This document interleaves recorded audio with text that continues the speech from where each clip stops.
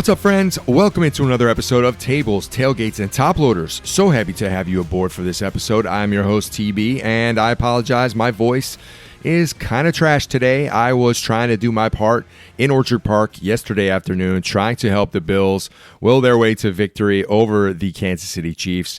And so, as a result, my voice is not doing too great, but I will do my best to get through this episode because we have a lot to get to. Thank you so very much for stopping in and checking out the 3 T's today.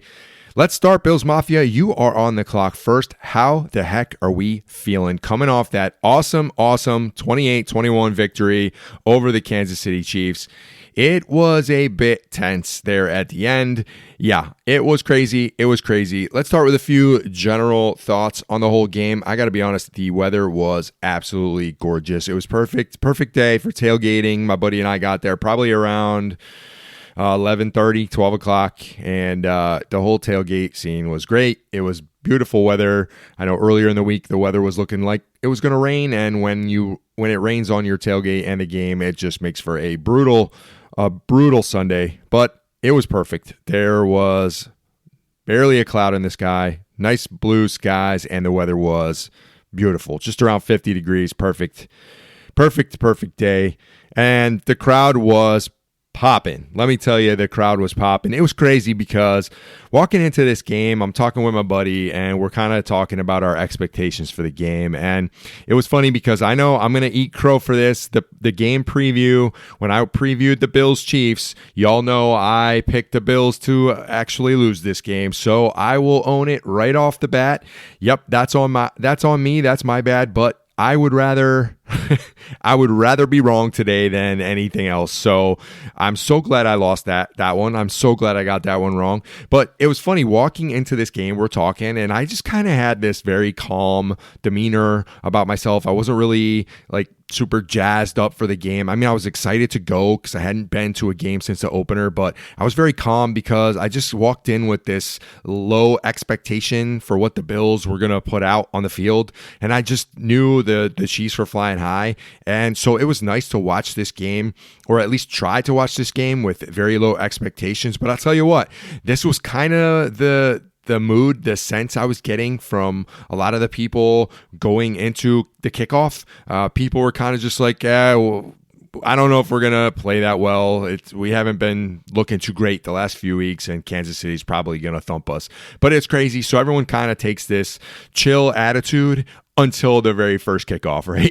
It was almost instantly changed when we received the opening kick, and on the very first play of the game, there's a yellow penalty flag, and we knew instantly, hey, what did I talk about in the game preview? I said this was going to be an uphill battle against the refs, and right off Jump Street, they're throwing yellow on the carpet, and everyone's like, oh, you got to be kidding me. And almost instantly, the mood suddenly changed. For all you WWE, WWF fans, Taz, one of my old school favorites, Taz, his theme was the mood is about to change, and that's exactly what happened. From the very first penalty, everyone became like psychos at that point. It was quite a interesting atmosphere to be a part of. So another thing, not too many Taylor Swift fans in the house because there were quite a number of inappropriate articles of clothing and various things were being said about good old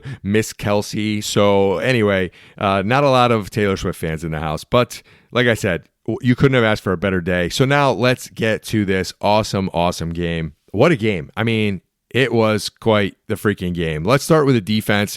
On the defensive side of the ball, the defensive line, holy cow, did they show up and turn to freaking beast mode. But let's start with the negative because right away, absolutely brutal news on Michael Hoyt. Oh my goodness. Just freaking awful. The torn Achilles. I mean, here's a guy who literally finally gets back from suspension. He plays roughly 7 quarters of football, and it is clear that he has added an instant juice to this team. Instant, whatever you want to call it. Pep, excitement, just energy. This dude flies around the field. He gets after it. He's so fun to watch, moving all over the line, up, down, 3-point stance, what have you. And then the pressure he gets from different points on the line, it's just awesome. And so clearly an upgrade to our line, to our rotation, and to see him from my vantage point, from where our seats are, he had basically one-hopped it off the field, and he was immediately helped by some of the trainers, and he was sitting on the bench literally right in front of us, and it was just kind of devastating to watch. I almost got distracted from the game for a few plays because I was focusing on him. You know, you hear this story about how the cart came out to take him back to the locker room, and he essentially said, "No, I'm not going." He knew his Achilles was torched, right? And it was player after player coming up to him, kneeling down, kind of talking to him, putting their hands on him, kind of being like offering words of encouragement. And to his credit, I kind of watched, he like hopped down the bench. He hopped another, 30, 40 feet further down the bench. And then just sat there and watched the rest of the game, and people were kind of just continuously coming up and offering encouraging words to him. And it was just so sad to see. This guy was balling out for a game and a half, and he was clearly going to be such an upgrade to our defensive line. And it just sucks. It freaking sucks. So you add this to the Ed Oliver news. Now, there were rumors, there were stories coming out that should we make the playoffs, Oliver could potentially be back. But, we talked about this in the game preview. That's going to be a really tough one to deal with too. So you're talking about Ed Oliver, who was playing amazing, and then Hoyt, who come back and was playing literally 7 quarters, and it freaking really, really sucks that we had to deal with this. But anyway, the rest of the D-line, they were just getting after it. I don't think I've ever seen Patty Mahomes get hit so many times and get hit so hard. It was hit after hit after hit. I think the number was 15 hits on him, which is crazy because that's his jersey number. So 15 for 15, like, let's go. Let's get after it. And a couple of these shots were absolutely nasty. There was a play where Patty's running towards the sidelines. He's running to his right, and he stops at the very last second. If you all remember this, he stops, he throws the ball, and then he just stands there, and he gets absolutely blasted by Epinesa. And this is also almost right in front of where our seat location was. He gets shelled, and it was just awesome. Everyone's looking around going, oh, the refs are absolutely going to help the Chiefs out with this one. But thank goodness they didn't throw the laundry on that one. That was a sick hit, but Bosa tagged him a couple times. The whole team just got after it. It was awesome to see. I think Cole Bishop got him once. Just crazy. I mean, I've never seen that much pressure on him in my life. And the ability to get pressure but not allow him to step up and create those running lanes. This is what I talked about in the game preview. One of my keys was you got to get pressure on him, but you can't let him break free, because historically throughout the season, he's been running wild. I think he had one of his lowest rushing totals of the year. So we got in his face. We affected his running lanes, his passing lanes. He was extremely inefficient. One of the lowest percentage of completions for him in his career. It was just awesome. The shout out to the defensive line. They played great. The secondary, is this going to go down as the Cole Bishop game? Is this the coming out party for Cole Bishop? I mean, Cole Bishop balled out. 7 tackles, 4 pass breakups. I think he almost had an interception on the one play, but the key, one of the turning points, one of the key plays to the game is him just absolutely demolishing Travis Kelce in the end zone. Just getting so physical. I got to tell you, watching the defense the last 2 weeks, so against Carolina and specifically against the Chiefs yesterday, it's night and day. Seeing this team play with aggression and passion and speed, the team speed now is off the charts. It's insane how much difference a few players makes to the whole look and the makeup and the flow and the way they all complement each other and just get after it. It is so much better to watch a team be aggressive and get after it than to sit back and get picked apart, play after play, drive after drive. I can't stand watching a defense do that. It is infuriating as a fan, as a football fan. It's just so annoying. And yes, we could talk about the 4th down and 17. We can talk about the couple 3rd and longs they had and the Chiefs managed to convert. But here's the thing. We put pressure on them to get them in those long down and distance situations, and I would much rather play that style and give up occasionally a bad 1st down. The 4th and 17 was insane. I don't know.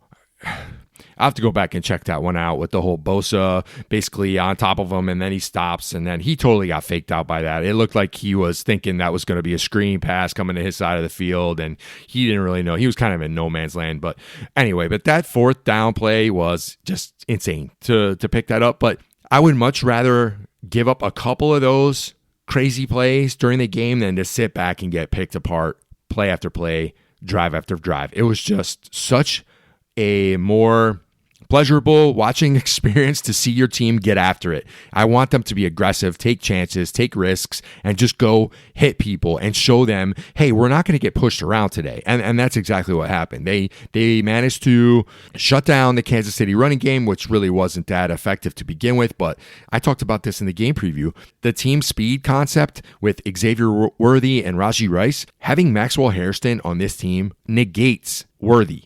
It was insane. The one play where they are literally running in lockstep for 50 yards down the field, and then Mahomes tries to hit the bomb on Worthy, and Hairston breaks up the play, and they're going at it the entire way. And I'm like, this is so much fun to watch a cornerback on our team who can actually match up with these speed demons on some of these opposing teams and not get torched, not get blown off the line, not have to play a 15, 20-yard cushion, and be able to stay in lockstep with these speed demons is just so freaking refreshing as a fan. Awesome. So, yeah, Cole Bishop, he balled out. Maxwell Hairston, his snap count's going to keep going up. He's been on the field, this is 2 games now? Can we say this is a successful first-round pick? I don't know. People might start changing their tune that maybe we can draft because Cole Bishop looks like he's finally turned a corner.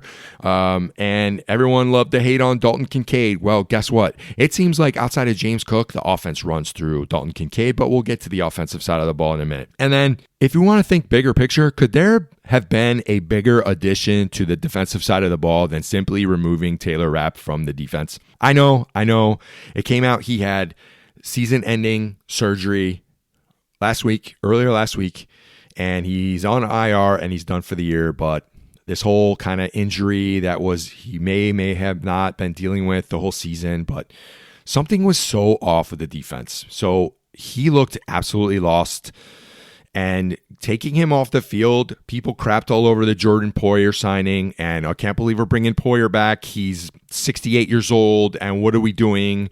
And he shouldn't be on the field. Well, I think it just kind of calmed everything down, and it did a few things. It added almost a in-game coach to the secondary, to the safety room, to the secondary room, and it kind of brought in a player who now could be a mentor to Cole Bishop. Cole Bishop is the future of this team. Taylor Rapp was kind of a rental.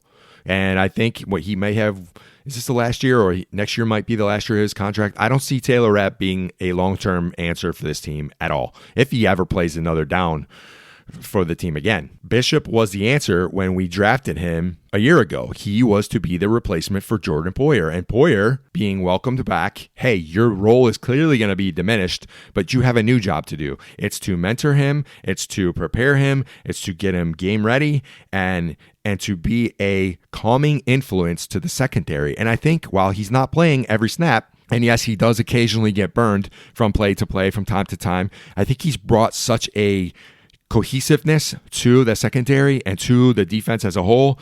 Now, we still have problems. I'm still not sold on our linebackers. They're kind of still a mess. But as far as the secondary goes, they were the worst part of the first, 4 or 6 weeks of the season. It was a mess. I mean, how many times do we talk about Trey White and Taylor Rapp just getting absolutely torched and looking like they didn't know where they were supposed to go? So I think this Jordan Poyer addition really kind of just calms everything down, let it breathe, and now you see the byproduct of that. You see Maxwell Hairston back, his snap count's getting up. He clearly is going to be a huge addition to the cornerback room. You pair him across from Christian Benford, look out. And then you get Cole Bishop in the backside. Oh my goodness. I'm so excited for the secondary on this team moving forward. And that is something we weren't talking about a few weeks ago. So yeah, awesome. Can't say enough good things. Obviously, they made some mistakes, so you're never going to have a perfect game. And I think we got to be careful about crapping all over them when these ridiculous plays happen, because I feel like that's so it's such a Billsy thing to give up that 4th and 17. You have to expect that to happen all the time. And it goes in line with Sean McDermott calling the defensive timeouts. It's just like, hey, at some point, we kind of got to stop like complaining about it and just go, oh, well, that's just the way it is. We knew this is going to happen at least once a game. Just like, we're going to give up these ridiculous third and longs or 4th and longs, or some craziness is going to happen. And oh, yeah, we need to make this field goal to put the game out of reach with less than a minute to go and bonk off the field goal post. It's like, of course it happens. You just have to expect these things to happen when you're a fan of the Buffalo Bills. But anyway, defense, tip of the cap, y'all balled out. It was awesome to see. It was awesome to see the Chiefs just kind of get bullied all over the field for 60 minutes. And that's something that doesn't really happen. Normally, it's kind of a pound for pound thing. We'll just go at it. I mean, these two teams, obviously, pretty close matchup. They usually kind of fight back. And there really wasn't a lot of fighting back yesterday. They didn't put a ton of pressure on Josh. He wasn't really scrambling for his life, which we normally see historically in these games, specifically last year's AFC Championship. But seeing Patty like run for his life and just get crushed play after play, it was kind of glorious. If I gotta be honest, it was kind of glorious. The Epinesa, oh my gosh, I'm gonna go watch that 100 times. But anyway, let's move on to the offensive side of the ball. It was clear that the offensive line was going to make the defensive line of the Chiefs in for a long day. This was like a grab your lunch pail sort of day for the trenches, right? And while Cook, I mean, he still put up a beast of a day. He had 27 carries. 27 carries, that's a lot of carries. It wasn't the gaudy numbers that he put up last week, but it was like I said, this was a get to work, blue collar. We're going to move you around and you're going to feel it tomorrow. Is there anyone on the Chiefs that can wake up today or tomorrow and be like, oh, I'm not sore as hell from getting my ass kicked up and down the field yesterday and just getting manhandled by the Buffalo Bills? And I think that's what I am hanging my hat on the most from this game. It's just a beautiful thing to watch. But yeah, James Cook, he balled out just like always. Offensive line. Can we talk about Reggie Gilliam for a minute? I feel like this game is kind of a unsung heroes game. You got guys like Cole Bishop stepping up. You got Reggie Gilliam. If you go back and you watch, I got back to the hotel last night afterwards, and I watched probably most of the first half, and just seeing the broadcast, NBC broadcast, which that's a whole nother story. My kids are texting me quotes that Tony Romo is giving out during the broadcast, and everyone's just kind of shaking their head in disgust. So kind of glad I wasn't live watching it, so now I can kind of go back and laugh at the funny things Romo was saying. But at one point, I think they highlighted Reggie Gilliam, and he is such a key component to this offense and to the success of James Cook, in addition to helping the offensive line. I mean, you want to talk about a road grading blocking machine. He hits that first linebacker, and just like I said, that linebacker or whoever he's picking up on that initial block, they're going to wake up and feel it like they got hit by a freaking truck 15, 25 times yesterday, and it was glorious. So Reggie Gilliam, you are a man. You are the man, rather, and can't say enough good things about you. One of the things I talked about in the game preview, one of my keys to the game, one of my X factors was Dalton Kincaid. Can anyone say this was a wasted pick, a wasted early draft pick? Because when he is healthy and when he is on the field, he is the key to the offense. It's not Keon Coleman. It's not Elijah Moore. It's not Curtis Samuel. And it's, dare I say, it's not even Khalil Shakir. Yes, Shakir is good. He is a huge contributor to the offense. But this offense is James Cook, Josh Allen, and Dalton Kincaid. That is the trifecta. And the passing game runs through Kincaid. I said he needs to be active early and often, open up the middle. And then what happened? When he was having success, he was 6 for 6 for 101 yards receiving. That is a bomb game. Congrats, DK, 86. I was rocking your jersey yesterday. You balled out. That's my boy. Way to go. But anyway, I said you throw it, you open the middle of the field up with Kincaid, and then all of a sudden you now have a little less pressure on your wings. And what happened? They didn't have huge games, but you saw a couple catches from Keon. You saw one to Samuel. You saw one to Moore. Shavers had a catch. So I'm not going to go back and say everyone eats because I'm done talking about that stupid phrase. But yeah, I sincerely believe that Dalton Kincaid is the key to this passing game. He has to be on the field. He was awesome. Just awesome. I think he's great. I think he is at least in the top 6 tight ends, 7 tight ends, if not way higher in the NFL. And he's only going to keep getting better. So great stuff. And then Josh Allen. What? He had 3 incompletions. He had an 88% completion percentage yesterday, setting a new franchise record. I mean, the dude was in perfect form yesterday. He had a lot more poise. He played with a lot more confidence. He was putting zip on a ball. There was a throw early to to Jackson Hawes. I think he ran like a 5-yard a 5-yard route right in the middle and turned around and he was wide open. And Josh zips this ball to him and he almost took his head off. And I turned to the guy next to me. I go, well, Hawes isn't getting a target for the next 6 weeks, but like everyone's going, Josh, calm the heck down. That was like a little too much gas on that one, but that was one of his 3 incompletions. And Hawes was wide open. He just shot that one out of a cannon. And I'm like, okay, pace yourself, buddy, pace yourself. But I thought he played great. It was so nice to see a full complement of all the pieces working together at the same time. You know who didn't really play great yesterday was special teams.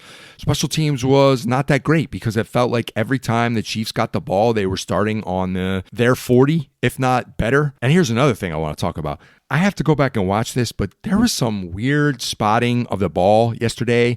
The Bills had a kickoff. The Chiefs brought it back to the 22 or 23 yard line. And next thing you know, we come back from a TV timeout and suddenly the ball's on like the 35, 40 yard line. And everyone's like looking around going, what just happened? Why did the ball just move up 15 yards? Nothing was said in the stadium about a penalty. There was nothing on the field. There was no laundry down. Nothing was going on.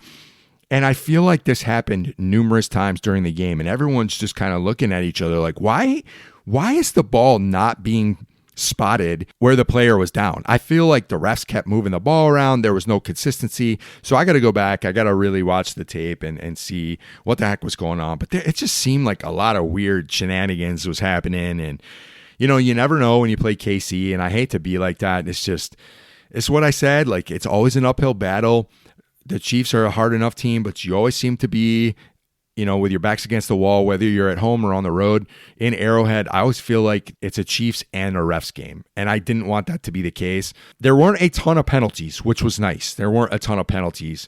I was expecting a lot more flags to be thrown during this game, and thank goodness that wasn't the case. So they kind of let them play, specifically the Maxwell Hairston worthy thing. They were kind of going at it, you know, hand fighting the whole way down, 40, 50 yards down the field. But you want to talk about a full, awesome game? I know a lot of people were kind of mad at Joe Brady for some of the calls, but I think all in all, there's not a lot to complain about. I think he called a very well-rounded, solid game, and I don't really have too many complaints.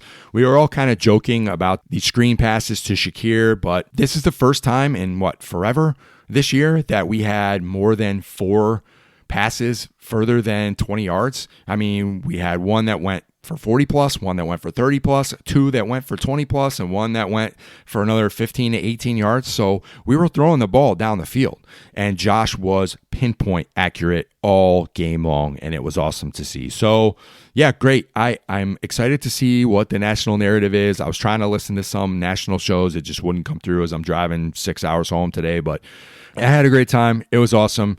Now we kind of get to go down to Miami and hopefully get another big dub down there. I know they're selling off the entire ship right now. They fired their general manager, and it's so funny. As soon as they fire their general manager, now they're making all these trades and selling off half their team already. So I'm not sure what's going to be left when we get down there to take on the Dolphins come Sunday afternoon, but we shall see what happens. Hopefully that'll just be another dub on the schedule, and then we got a big game back in Orchard Park against Tampa. That's going to be a big one. Tampa plays New England this week, and I think that's the marquee AFC. Well, not, I guess it's a NFC AFC matchup, but that's one of the big games on the schedule this week. And I'm super excited to see if Tampa Bay can hand the Patriots another loss, because we need to get back in this. One thing I do want to talk about, and this was super frustrating, I think is a word.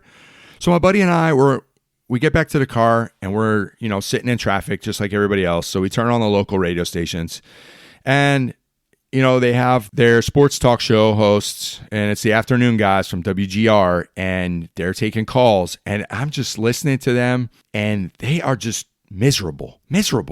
And it's just like, oh, we won, but what do we really take from this game? And it doesn't much matter because you know what happens in the playoffs, and we still really haven't answered any of the questions. And I'm talking to my buddy, and I'm like, I don't understand. Had we lost this game, everyone would be complaining and moaning and crying about it. We actually win. It's a great game. We beat a team that was rolling, that was flying up the power rankings. You guys know I do power ranking reviews before each game preview.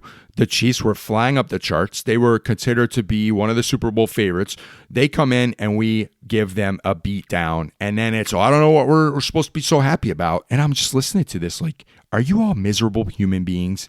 Yes, we should celebrate this game. I am not worried about the playoffs. Yes, I understand that the Chiefs have our number in the playoffs, but you still have to win the regular season games just to make it to the playoffs. And we are in a division fight. And I want to stay in lockstep with the Patriots until it comes time for us to go into New England and beat their ass and take back the lead for the division. So this nonsense that these games don't matter and that we shouldn't celebrate them and we shouldn't be happy. Why do we watch football if we can't celebrate the wins? Whether it's 40-9 against the Panthers or whether it's 28-21 against Patty and the Chiefs, I want to celebrate the wins because guess what? Do you all remember 17 years? We didn't have too many wins to celebrate. We didn't have too much stuff to look forward to. Yes, I know that the playoffs versus the Chiefs is a totally different story. Can I worry about that when it gets to January? Please? It is November 2nd when this game is happening. I have 2 months until the playoffs. Let me enjoy a victory over the Chiefs. Let me give them one more L because if they get 2 or 3 more L's, they might not make the playoffs. And I would gladly take part in that. So this nonsense that we can't celebrate and enjoy these Bills victories is just ludicrous to me. I don't get that mentality. Have we gotten so far gone as fans that we can't enjoy what it means to actually be a fan of our team and to celebrate the players and the efforts and the victories when they actually happen against one of our biggest rivals? Oh, congrats, you won in the regular season. What does this mean for the postseason? Well, right now, it means that it puts the Chiefs in a lot worse spot trying to get to the postseason. So hell yeah, I'm going to be excited about beating them because maybe Denver can give them a L. Maybe the Colts can give them an L. I know they have the Ravens coming up, if I'm not mistaken. The Ravens sure as hell can give them an L. So you talk about adding a couple more L's to the Chiefs ledger, and maybe they're not even making the playoffs. So yeah, I'm going to celebrate. I just don't get this mentality, and I never want to be there as a fan to say that a win and a loss doesn't matter, because that's why we go through the season. Now you want to tell me it's Major League Baseball, it's 162 games. Okay, yeah, maybe one loss doesn't matter. But now I got Drake May and the Patriots, and everyone's giving them the East title already, and you're telling me I can't celebrate this when I'm trying to stay in line with them? I don't know, man. Why are we so miserable? Enjoy it. This was awesome. This was an awesome day. It was an awesome game from 2 great teams. And the Bills came out and showed out. And they stuck it to them. And it was awesome. And some of these young players are super exciting. And it's super, like, it's energetic. It's like you are so jazzed to see some of these young players on your team. I am going to celebrate that. I choose to celebrate that. Anyway, I got to get off the soapbox because I could talk about the negativity surrounding the team and the franchise. I don't know how some of these people have their jobs anymore. Hey, but if you want to hire your boy TB, I would gladly talk about this team 24 hours a day. No problem. I would love to quit my day job and do this full time. But anyway, that's all I'm going to talk about for the Bills this week. We will get what is it going to be, a Week 10 preview about the Dolphins, a Week 10 preview against the Dolphins. We'll get that to you as we get further towards the weekend and Sunday. But we're going to wrap up that portion. Let's turn our attention to the Squared Circle, Wrestling Marks. How the heck are we feeling? We are coming off Saturday night's main event. I can't say that this was a PLE per se. It was just a show. How do I want to say this? It was an interesting show. It was nice that it started at 7. It ran 2 hours, and I was in bed shortly after 9 to get some sleep, to get up and hit the road to get to Orchard Park. A couple things. Number one, the stage. The stage looked pretty cool. You know how I love to complain about the sets and whatnot and the stage. I thought the stage for Saturday night's main event, it looked pretty good. It looked better than some of the recent PLEs. So there was that. Another thing, it was totally refreshing to not have advertisements plastered all over the ring post, all over the tables, all over everything. It was nice to see just a straight ring with the old red, white, blue, and it was nice to have that be rocking for the whole show. So props to that. Downside, the green shirt guy's back, and he was not only front row, but he was front center, and you had to stare at his ugly mug the whole show. So I don't know. I don't want to talk about it. It's just ridiculous. I got to look at this guy every freaking show, but I digress. So this was a 4-match card. There was a lot of filler with not necessarily commercials, but a lot of just nonsense and junk and ads kind of mixed in. But your first match was Cody versus Drew. I wasn't excited about this when I talked about it in the preview. This match was just weird. I don't really know. I don't think it was very good. I hate to say it. And you all kind of know how I feel, where I stand about Cody Rhodes at this time. He's kind of just whatever at this point. I don't get excited to watch him wrestle. I don't think he's very good, frankly. I mean, he's fine. He's whatever. I like his entrance. It's cool. I know the kids love him. He sells a lot of merch, and he's the face of the company and this, that, and the other. But he just really, it's just not working for me. I don't know. I think what he needs, honestly, is to turn heel and just be a bad guy and start wrecking shop and just being a terrible human being. So I don't know. I don't know. It's boring, and I'm tired of it already. But I said before when I previewed this show, I knew Drew had no shot, and that's exactly what this was. It was weird because there was this one portion of the match where the ref is just hovering really close to them, and you know, when you watch a lot of wrestling, you know when something doesn't look right. And the ref was like all up in their space, and all of a sudden I'm like, oh, what is going on? I'm screaming at the TV. I'm like, ref, get the hell out of the way. And of course, 2 seconds later, Drew and Cody bump into him. It's like the most innocuous bump you could ever meet. And then of course, it's like he got shot out of a cannon and he goes falling over to his doom, and now he's like unconscious in a corner, and I'm just like, oh, here we go. So then the belt is brought in, and Drew goes to hit him and misses and whatnot. Anyway, Cody hits a DDT on Drew on top of the belt that's lying on top of the mat, and of course, as soon as that works, the ref comes back to life, and Cody gets the 1, 2, 3, and it was like, whatever. This is stupid. I knew Drew had no shot, and it's just like always. You put him in marquee match after marquee match, title match after title match, big feud after big feud, and he never wins anything. So at some point, people are just going to stop caring. They're not going to care what he has to say, and this whole idea that he keeps getting screwed over and over again, while true, you have to pay it off at some point, or else it's just pointless and dumb. So right off the bat, I thought this was a stupid match, and I was like, oh, please don't let this set the stage for what's to come.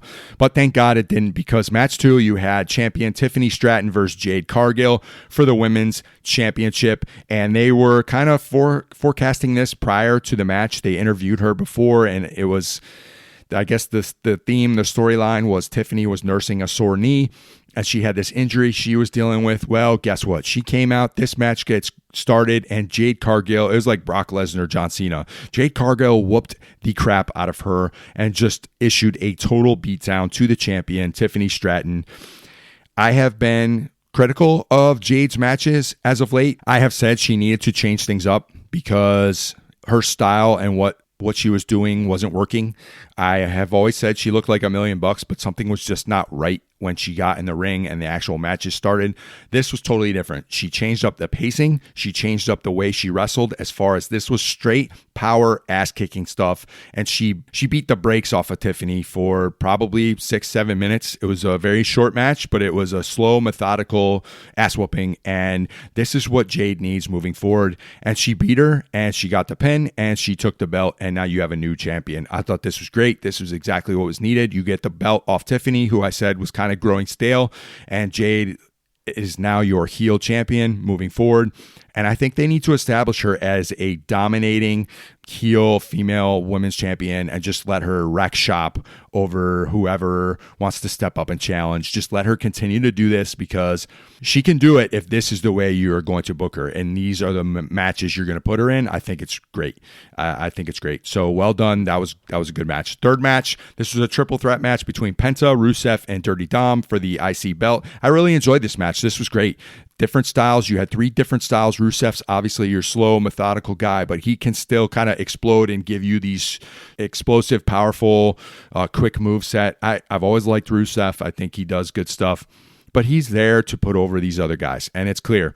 Penta's kind of your fan favorite and does the crazy moves. Some of the stuff he does, it's just amazing. I like watching him wrestle, but honestly, can we cut down on the entrance for Penta? It needs to be, and I have a problem with some of these entrances in general. They're way too freaking long. Penta's, whatever he's doing, the crypt walk down the aisle, like just get to the freaking ring. Not everyone needs to have an Undertaker length entrance before the match, and we've gotten to the point now where it's 20 minutes of pre-match shenanigans and 10 minutes of an actual match. Can we flip this around? Can we get to the ring and get this thing started, because it's getting absolutely ridiculous. But all in all, very different styles, I think, that worked really well together. The whole thing, Dom ringing the bell to try to throw everybody off. I love the way he's being this slimy dirtbag of a champion and trying to sneak his way in and out of these matches. I love it. It's great stuff. Dom obviously retains, and he's still your IC champion, which I think is the right call, but great work by all. That was a great match. Then they made a huge announcement, and this is going to be interesting moving forward. I think this is going to fuel some of your Monday and Friday SmackDown and Raw TV tapings. They announced the John Cena The Time Is Now tournament. This is going to be 16 wrestlers from across Raw, SmackDown, NXT, and he actually said in the promo to this, maybe elsewhere, are going to participate in this 16-man tournament, and the winner is going to face him in his final match on Saturday night's main event in Washington, D.C. I like it. I think it's cool. I think it's different, and I am all for when they try to do something completely different, because listen, I've said recently things have gotten a little stale, and I think it's great when you do stuff like this, kind of get out of your comfort zone, allow some of these young up-and-comers to really showcase what they can do. Look, we know he's going to put over somebody who is on the rise in the company, and it's just going to be really interesting to see who he chooses to give that push to on his way out the door. And then finally, the main event of Saturday night's main event, we had Jey Uso versus CM Punk for the recently vacated title, the championship that Seth Rollins had to give up from the Vision because of his injury. Obviously, he had shoulder surgery, and they haven't said anything as far as how long he's going to be out, but I'm going to start with this. The matches, the entrance to the match, this Jey Uso thing, I know the kids love it, but I am so sick and tired of it where he takes forever. It's just like the Penta thing, except this is 3 times as long. He takes forever to get to the ring. Yes, everyone loves to stand there and wave their arms around and yeet for 15 minutes. But then when he does you want me to run it back? Oh, let's run it back. And then the music kicks and we got to do the whole thing over. I'm just like, oh my God, just ring the bell already. It's just ridiculous. It's too long. Let's go. But anyway, this match, wow. You could tell that CM Punk was getting frustrated with Jey. I don't know. Jey looked way off. He looked like he was out of his element. And you could tell that CM Punk was trying to carry him this whole match. And it just looked bad. Some of the stuff Jey Uso does, and I had this problem when he was champion. I'm not one of these people that's just going to dog on him and say he's worthless. No, he is an absolute fantastic tag team wrestler. The Usos are one of the greatest tag teams of all time. But just him as a solo show and a main event figure, it's just not working for me. And that's fine. If y'all love him, great. But I just don't think his moveset is very effective. I just don't think he's a very clean wrestler, and some of the stuff he does looks terrible. He needs to never do two things. He needs to never do a spear again, because the spear is god awful. And his sleeper hold, I've talked about this in the Gunther match when he made Gunther tap out at WrestleMania. It's terrible looking. It's like he can't tap out a 5-year-old child. So how is he going to tap out CM Punk or Gunther? He can't lock it in. It doesn't look right. Just teach him how to do a sleeper hold, for God's sakes. This match was not good. It was just not good. And it was clear that CM Punk was getting frustrated. When they get to the 5-minute mark with about 3, 4, 5 minutes left, it did pick up. I will give them that. The whole end of this match was kind of fire, but before that, it was just sloppy. It was off, and it was just weird. But you got a decisive, clear-cut winner. CM Punk wins the match. There was no shenanigans. There was no run-ins from Braun and Braun. The Vision stayed back there. There was no Paul Heyman. There was no Jimmy. There was no LA La Night. There was nothing. So you had a clear-cut winner. CM Punk is now your new champion. And that's it. He is your new world heavyweight champion. And so we shall see what this means moving forward, whether he holds it for a while or whether he's kind of just a placeholder until, I don't know, until Rollins gets back or until something else happens. There's kind of a lot going on right now, and I'm not really sure which way this is going to go. But the whole thing was kind of wrapped up in 2 hours. It was fine. I really liked the Cargill match and the triple threat match. But out of 4 turnbuckles, I will give Saturday night's main event a 2 out of 4. So it was whatever. Nothing to write home about. I'm definitely interested to see where they go with Monday Night Raw and Friday Night SmackDown and how NXT and possibly other superstars not in the company are going to be added into this tournament. I'm super interested to see what happens with that. Card enthusiast, hobby marks, how the heck are we feeling? There's been a lot going on recently. A lot getting released, a lot about to be released. The new product that just went live for a pre-sale today is 2025 Baseball Topps Allen and Ginter set. If you're not too familiar with Allen and Ginter, it's an interesting product because not only does it have baseball, but it mixes a whole lot from other aspects of the world in. So you'll get celebrity cards, you'll get cards that have to do with landmarks. You'll get different food cards. Last year they had these dog cards in them and bumblebee cards and all kinds of crazy stuff and carnival foods and just weird, interesting things. I think I actually pulled a relic of a golfer last year out of Topps Allen and Ginter. So it's a very different product and it's not for everybody, but that's okay. Hobby boxes are retailing on the pre-sale for $129.99. You're guaranteed roughly 2 hits per box. Now, one thing they do have in this, which I think is going to be really, really cool, they have a insert and an autograph where they are taking a piece of the baseball lineup card and attaching it to the card in addition to the player's autograph. So the one card they showed was Cal Raleigh, obviously from Seattle, and he's known as the Big Dumper. So they had his autograph with a small picture on the card, and then underneath it had his Mariners lineup name written out as Dumper. So it looked pretty wild. But these cards, it's hard to describe because they're not really photos. They're almost like a painting of the card. So it's just a totally different product. I've noticed that people either really love these or they hate them. And there's kind of no in between. I opened a couple blasters of this from the product last year and it was fun. It was really fun. I got a kick out of some of the dog inserts that I was getting. And so it'll be interesting to see. One of the other things they do is they have like this rip card, which is very interesting. You get it, and on the back it tells you, or you've received a rip card, and what you can do is actually tear the card open, and there's another card inside it. So those are extremely popular, extremely rare, and sometimes the card that's inside the card is just a crazy hit. It could be an auto, it could be some insane thing that you never would expect, but it's just a really, really sweet product. What else is being released this week? Topps Basketball, obviously I've talked about this before, but 25-26 Topps Basketball has been flying off the shelves. People are really happy with this. Well, their mega boxes are coming out. Let's see, I think it's Thursday the 6th. The mega box variation is dropping in stores. Those are going to retail for roughly $50. Topps is also putting out, you know how I talked about the SpongeBob set? Well, they now have a Sapphire variation. So Topps Chrome SpongeBob Sapphire is dropping this Friday at 1 o'clock. For this one, you are looking at 5 cards per pack, 12 packs per box, and the hobby box is going to run you $320. So it would not shock me if these are going to instantly double or even triple in value because some of the stuff from the SpongeBob set has been flying off the shelf and just crazy, crazy high prices.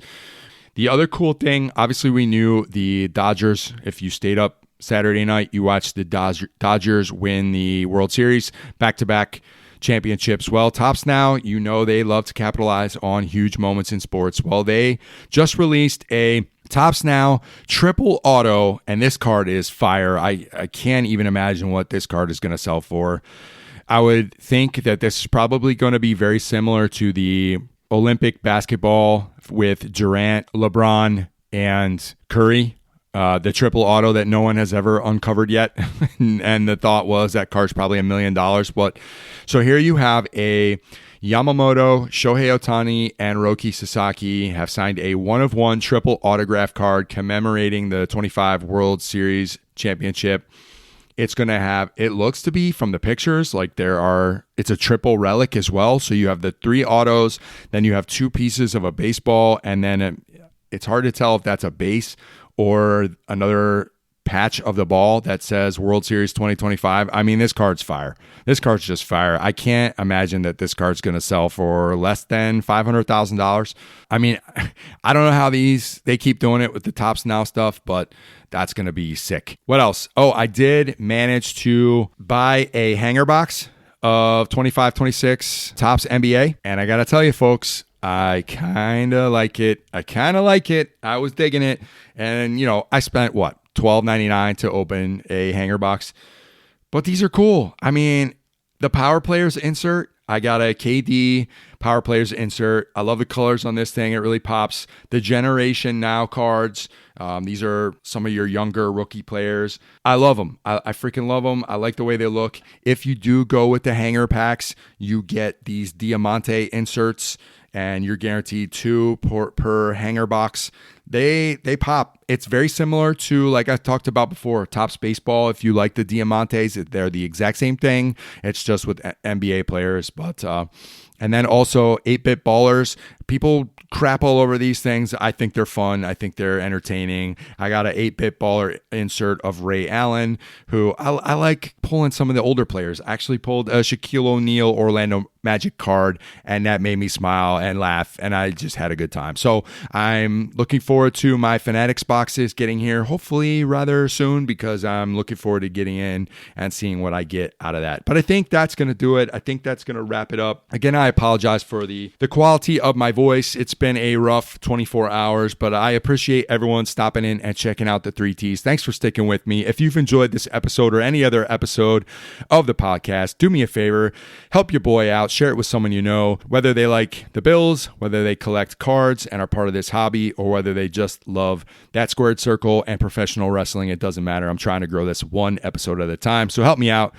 Hit that follow, hit that like, leave me a quick review, and help me build this thing together. And as always, I appreciate you all very, very much. So until next time, whether it's ripping packs, breaking tables, or dropping elbows, keep doing what you love. And as always, go Bills.